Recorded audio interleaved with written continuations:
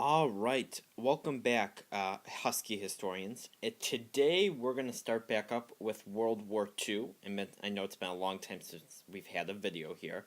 And so what we're going to do is begin talking about World War II by looking at the dictators that start to rise in the decade or so before the war. The big ideas for this section are: how did the Treaty of Versailles lay the foundation for World War II? Who were the major dictators of the war and what did they stand for? And then how did the US react to this rise in power? So, what were some of the problems with Versailles? Well, if you remember all the way back to World War One in the very end, you had the Treaty of Versailles here. That was the peace agreement signed by, or written, I should say, by France, England, the United States, and Italy, and then they forced Germany, the Ottoman Empire, and Austria, Hungary to sign it. And as a result, because they weren't included in the peace process, there was a lot of problems. It caused anger and resentment by the Germans because they were, forced to pay all this money. They had little say in what was going on, but they were affected. The Russians began to carve up parts of Europe. And this kind of connects with the idea here that democracy didn't flourish like the peace treaty had hoped. People were drawn to authoritarian rulers, which would also be known as dictators. It stripped Germany of their overseas colonies, which is a way they could have made money, but they couldn't. And then it just brought a series of economic and social problems that overwhelmed the current German government, which was known as the Weimar Republic. And so this document here really set the foundation for these dictators to come in and be like, you know what? Things suck right now, and I'm going to make it better. And that's why people listened. So the first kind of person to rise is Joseph Stalin. After Lenin died in 1922, Stalin took power of the USSR, which is the Soviet Union, and he was just so concentrated on creating a communist state. And remember, communism means that everyone, the government owns all the goods, that no one has private ownership of anything. So, the government owns the farms, the factories, the goods, and everyone is equal in the government. Okay, and so through his plans and his regulations, the USSR actually became the world's second largest industrial power. Believe it or not. So they really were modernizing at a super fast rate. In order to do this, however, he established a totalitarian government, which means that the citizens have no rights and that the government can suppress any resistance. I mean, they can push it down, they can force people in jail, they can send them to labor camps, they can do whatever they want. The government has all rights, and people have also known as no freedom. And so, as a result of his type of government and these plans that were focused on creating a communist state, 8 to 13 million people died from people having to move across country, going to labor camps, and he even tried to force the Ukrainian people into starvation. Then we have Benito Mussolini in Italy. And he comes to power because in Italy there's high unemployment, high prices of goods, so everything's costing a lot, which is a result of high inflation. And this started to lead to communist parties all over Europe, or all over Italy, excuse me, just like that were in the USSR. Communist parties, though, scare upper and middle class people because it takes all of their money and their wealth and gives it to everyone else. So as a result, these upper and middle class people got scared and they rallied for support. And Benito Mussolini was the one who came to their rescue. He went around Italy rallying support on the idea that if you don't vote for me, Italy is going to collapse into a communist state, just like the USSR. And so in 1921, he established the Fascist Party, and in 1922, he marches to Rome, and the Italian king, unable to control him, just makes him the head of state, like the prime minister of Italy. And with his government, he established fascism. And fascism is a type of government where you have strong nationalistic pride, meaning you really are proud of your country, you kind of do anything for it, and the idea that the needs of the state outweigh the individual. So the individual is not important. It's all about the state, the betterment of the state, doing things for the state. And that goes along with if you have a lot of pride in your country, you don't mind, giving up your freedoms for the state. Uh, and in fascism, the power rests in a single leader, which would be Mussolini, and a very small few people at the top that would be like his advisors in charge of the party. So what happened as a result? Well, he maximized efficiency in Italy, but he crushed all opposition. So he became a dictator. He took all the power. And he begins to try and rebuild Italy and the old Roman Empire by taking over Ethiopia, which was one of the few independent countries still in Africa. And the League of Nations at this time responds with just a slap on the wrist. They don't really do much to him. And so you really have a dictator who comes to power without any consequences. And at this time, the Italian people do support him. Then you have everyone's favorite crazy, Hitler, who comes from Germany. After World War I, he was jobless, unemployed, and he joined a really, really small party, a political party called the Nazi Party. He rose through the ranks and became their leader.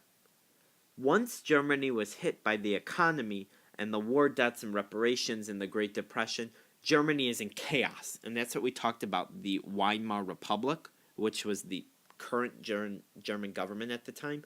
They couldn't handle all the problems. And so people who were unemployed, they couldn't pay their bills, they didn't have enough food, they turned to radicals like Hitler and the Nazis to save them. And Hitler rose to power, blaming everything on the Jews, on the Slavs, and people respected him because he had this big voice and he promised to get things done. And so a lot of people started to turn to him. And in his book, Mein Kampf, which means My Struggles in English, he outlined his philosophy of Nazism. And his political philosophy was that he wanted to unite all German-speaking people in all the countries, whether it's Czechoslovakia or Austria, Hungary, or Germany, at this time into one pure race. He wanted to get rid of all the people who are not pure, which would be the Slavs and the Jews in particular, and create one master race of Germans, and those would be the Aryans. And in doing so, he wanted to create more living space. And this is what led to World War I, the fact that he wanted to unite all the Germans and then give them more space. As a result, the Nazi Party becomes one of the strongest German political parties. And in 1933, he's appointed the Chancellor of Germany. Basically, he becomes the president of Germany. Legally, he doesn't do anything illegal. Well, some things illegal, but nothing. He doesn't take power. He was voted into office. And in doing so, he established the Third Reich. He changes the name of Germany, meaning he's going to establish a stronger German people for this master race that we talked about. Then in the same year he gets elected, he leaves the League of Nations. He starts to build up troops in 1935, which is in violation of the Treaty of Versailles. And he even sends troops into the Rhineland, which was occupied by France and Belgium, and they did nothing. So he's really here testing the waters to see what he can get away with. And it turns out he can get away with just about anything. Then in Spain, you have Francisco Franco. He led a rebellion against the Spanish Republic, which caused a civil war to go on in Spain. They fight for a few years, and he ends up taking power, winning power, and becoming the dictator of Spain. He establishes a totalitarian regime and becomes a fascist dictator. Remember, totalitarian means the government has all the power, just like in the USSR or in Germany or in Italy.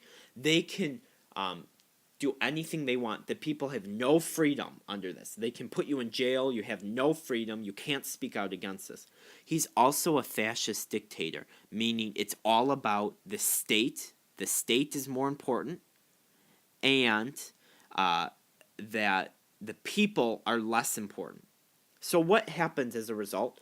Well, Western governments remain neutral. They didn't take a side. They just kind of let it happen.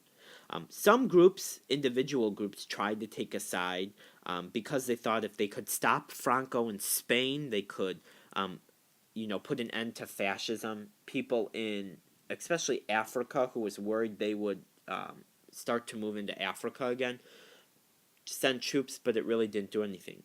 What did help was that the USSR, Italy, and Germany sent equipment. Specifically, Italy and Germany sent men, tanks, and planes to Franco to win the war. And this begins a strong alliance between, especially Italy, Germany, and France, but also the USSR, in an alliance of the fascist dictators.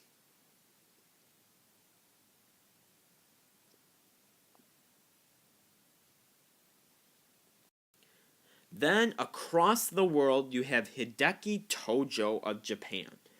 And he was first a general in the army, and then he becomes the prime minister of Japan. And he believed that the Japanese were superior and needed more living space. What does this sound like? Maybe Germany and the Nazis to anyone? Same idea here. And so, as a result, they invaded Manchuria, which is like a state or a region of China in 1931. Same thing with Italy, with Germany, and with the USSR, created strong nationalistic pride in the Japanese Empire at the time, created a dictatorship with totalitarian elements. He was a dictator, even though they had a king. He took full control and limited the people's rights. Although the Japanese people did have a few more rights than other countries, very similar. So we can see here, all of these dictators at the time are taking power with the support of the people because they believe their race is superior and they believe that they can solve the problems for their country. As a result, the League of Nations condemned Japan for its actions in China. China then leaves the League of Nations because they're like, yeah, whatever, it doesn't matter. We're just going to continue down this war path. And they end up taking more land in the Pacific, in Korea, take over a huge chunk of China. And the League of Nations is unable to do anything about it. So, how does the United States respond? Well, when Roosevelt first gets in office, he starts really strong with foreign affairs. He reaches out to the world. He recognizes the USSR as an independent country, and he even starts the good neighbor policy in Latin America, which is the idea that the United States is not going to try and intervene in Latin America like we had in the past. But at this time, there's growing sentiment for isolationism because there's a big controversy going on that the U.S. got involved in World War I for the profit of banks and manufacturing. And then you have this guy, Senator Nye, who fuels this fire, saying through his committee, the Nye Committee, that, banks and companies prospered during this time. Well, of course they did, because they were making more goods than ever before. Remember, we talked about how soldiers went to the war, they employed tons of people, then they made more goods and increased production more than ever before. So of course they're going to have big profit. But people believed that the war was just to make profit. And so they believed that we should be isolated from the world, not get involved with world politics. And as a result, the Congress creates the Neutrality Acts in 1935, and to avoid getting entangled into a war, it outlawed the arms sales or loans to other nations at war. So we couldn't sell arms to Britain when they get involved in World War II, or Germany, or Japan, or Spain when they were in their civil war. FDR in 1937 disobeys this when he condones Japan for invading China, and he calls on the peace-loving nations of the world to quarantine these aggressor nations. But this doesn't really do anything. If anything, we just kind of go on the sidelines. We have these posters and rallies talking about not getting involved in foreign entanglements. And we just kind of sit on the sidelines while these dictators across the world take power and lead the world to the Second World War. So let's review. How did the Treaty of Versailles lay the foundation to World War II? Well, remember, they created problems. They made the Germans mad. They took away all their ways to make money, so they became poor. And so the Treaty of Versailles actually created a lot of the problems, not solved it for World War II. Then you have dictators in Italy, in the USSR, in Germany, in Japan, in Spain, that all want to take power and solve the problems that their people are facing because of things like the Treaty of Versailles. Uh, and they're really unopposed. No one's really stopping them. And then you have the US, who watches all of this happen but doesn't do anything. This happens across the world. Countries like Germany, or Britain and France and the United States watch this rise in dictatorship and do nothing because they're so afraid they're going to get involved in a second world war. Little do they know, doing nothing actually makes their problems worse. So we'll talk about this more, but this is it for now. So until next time, Husky historians.